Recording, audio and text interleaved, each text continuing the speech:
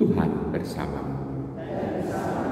Inilah Injil suci menurut Santo Lukas.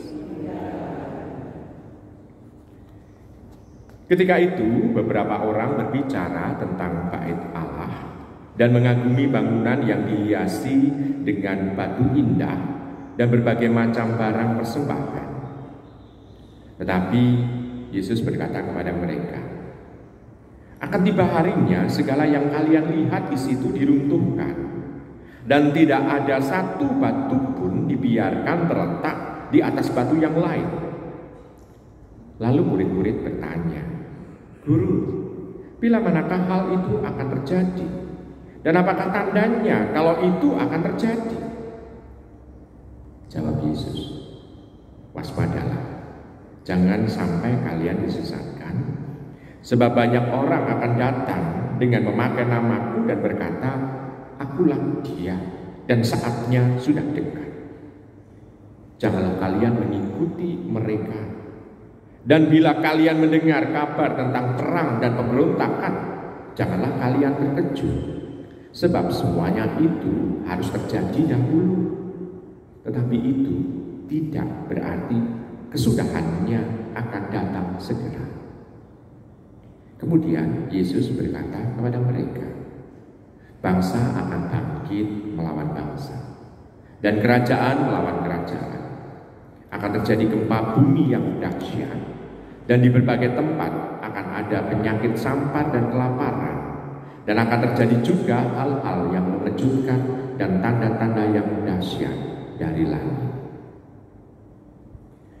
Demikianlah sabda Tuhan. Ibu bapak, saudara, saudara kasih dalam Tuhan, zaman Tuhan Yesus itu tinggal bersama dengan para murid sekitar tahun 30-an sampai tahun 33-an. Lalu yang dinubuatkan oleh Tuhan ini terjadi sekitar sesudah tahun 70-an pada zaman orang-orang Romawi menyerang Yerusalem, yakni bangunan bait Allah runtuh. Jadi keruntuhan bait Allah itu bisa dikatakan sekitar tahun 70-80-an Masehi. Jadi apa yang dinubuatkan oleh Tuhan terjadi di sana. Kita bisa melihat ibu bapak saudara terkasih dalam Tuhan. Pertama kita bisa melihat bahwa sabda Tuhan ini tidak hanya sekedar nubuat, tetapi sungguh adalah satu peristiwa kejadian yang akan terjadi. Ini catatan yang pertama. Lalu catatan yang kedua adalah di sana mau dikatakan bahwa dengan hancurnya bait Allah, orang menjadi kehilangan pegangan sebetulnya. Kehilangan pegangan. Karena yang tadinya kalau mau ketemu dengan Tuhan itu datang ke bait Allah, lalu berdoa di sana. Lalu sekarang setelah bait Allah nanti akan runtuh, lalu ketemu Tuhan gimana? Karena di bait Allah orang bisa mempersembahkan korban bakaran dengan mezbah. Di sinagoga nggak ada mezbah seperti itu. Di sinagoga hanya ibadat sabda saja. Sedangkan di bait Allah ada mezbah persembahan.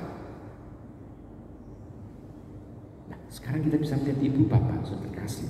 Orang-orang akan kehilangan pegangan untuk mencari Tuhan. Nah, Tuhan Yesus juga menubuatkan di sana bahwa akan ada orang membingungkan orang lain. Saatnya sudah tiba. Akulah ini sang Mesias.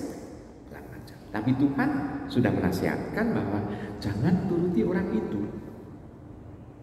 Yang maksudnya saatnya tiba itu artinya hari kiamat itu akan datang gitu. Jadi kita bisa melihat bahwa orang yang mewartakan seperti itu sebetulnya Tuhan Yesus sudah mengatakan jangan turuti orang itu. Karena dia akan mewartakan hal-hal yang tidak sesuai dengan kehendak Allah.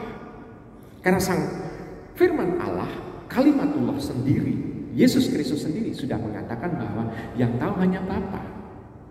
Bukan dia, tapi Bapa.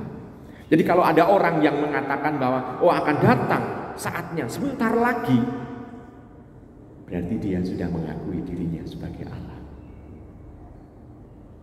Maka Tuhan Yesus selalu mengatakan ya, Jangan turuti orang itu. Ibu bapak, saudara terkasih dalam Tuhan. Maka di sana yang dibutuhkan adalah firman Tuhan yang sudah disabdakan oleh Tuhan harus menjadi pegangan. Kitab suci menjadi pegangan bagi setiap orang. Sabda-sabdanya, peristiwa-peristiwanya itu bisa dikenangkan kembali. Maka orang dituntut untuk senantiasa setia dan tahu apa yang menjadi rencana Tuhan. Karena dengan kehancuran bait Allah, lalu orang mencari pegangan, orang menjadi ribet sendiri, orang menjadi sibuk sendiri dengan dirinya sendiri dan lupa dengan Tuhan yang sudah menubuatkan dan sudah menjanjikan keselamatan. Ini pada dasarnya kita akan misalnya itu sibuk dengan diri kita sendiri kalau kita mencari keselamatan pribadi dan kita kehilangan pegangan. Tuhan itu mau mengajak kepada kita bahwa kita kalau sudah percaya, beriman kepada Sang Sabda itu, peganglah. Jangan sampai kendor. Peristiwa-peristiwa yang ada di depan pasti harus terjadi, harus kita lalui, harus kita rasakan. Tetapi jangan sampai membingungkan iman kita. Ini sabda Tuhan, rencana Tuhan. Tuhan menginginkan itu untuk kita, supaya kita tetap ada di dalam diri Tuhan. Lalu, kalau kita kehilangan pegangan, kita ada Tuhan, lalu bagaimana? Ya kita tetap percaya bahwa Tuhan mendampingi kita. Tuhan tidak pernah membiarkan kita. Hanya masalahnya adalah yang diuji seolah-olah adalah kepekaan kita. Supaya kita tidak teledor bahwa kita PK berarti tanda bahwa kita tahu bahwa Tuhan ada di samping kita, Tuhan mendampingi kita, Tuhan bersama dengan kita.